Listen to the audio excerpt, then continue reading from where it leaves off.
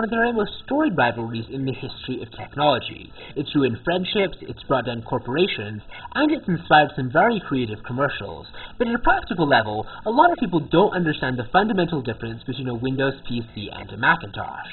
That's why in this video I'm just going to be doing a very basic comparison between these two PCs and giving the pros and cons of each one. So with that said, let's go ahead and get started with the updated 2015 battle between Macs and PCs. So when you're building a computer, you always start with the physical hardware, then you add an operating system, then you add the applications on that operating system, and then finally you add the windowing system which the user directly interacts with.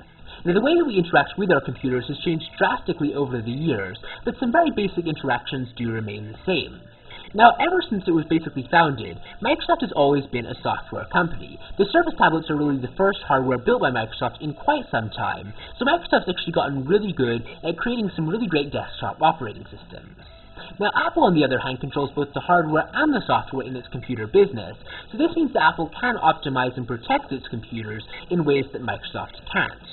Apple's operating system can make presumptions about the hardware it will be functioning on because Apple can extensively test its operating system with every piece of hardware it releases. Microsoft doesn't have this luxury, as dozens of manufacturers create hardware for Windows. This is where device drivers come into play, and why certain accessories or programs might be incompatible from one Windows computer to another. Now, this can be both a blessing and a curse, because when you're buying into Windows, you get a huge array of choices and, form factors and different types of computers that you wouldn't get if you were buying into Apple. I mean, you get obviously the choices between desktops and laptops, but if you go with one of these things, you get basically every choice imaginable for what sort of hardware you want to put inside it, for what size monitor you want to have. Basically, everything can be customized, and that's pretty cool. You can even build your own PC if you want, and that's definitely something that's not true for a Mac. The obvious downside to siding with Apple is that you'll only ever have one machine to choose from. This does lead to inflated prices, which is why a $1,099 iMac is actually seen as a bargain.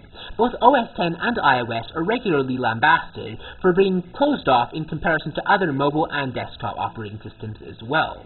You do have a lot more freedom on Windows to customize both hardware and software than you ever will on a Mac.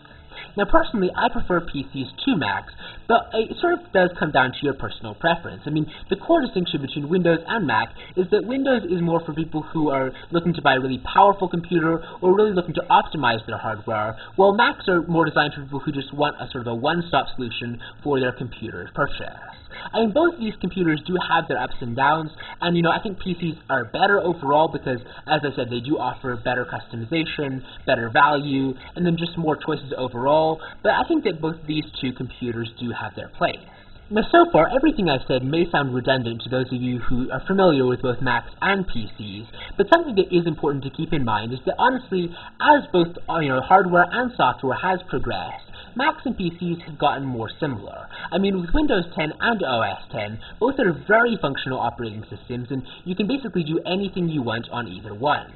Windows might be slightly better for gaming, and Mac OS might be slightly better for video editing and photo editing and that type of thing, but with that said, both of these two operating systems can basically handle everything you throw at them. So, choosing between a Mac and a PC shouldn't really be so much a software distinction as it was, say, 10 years ago. The difference between Macs and PCs really does come down to the hardware,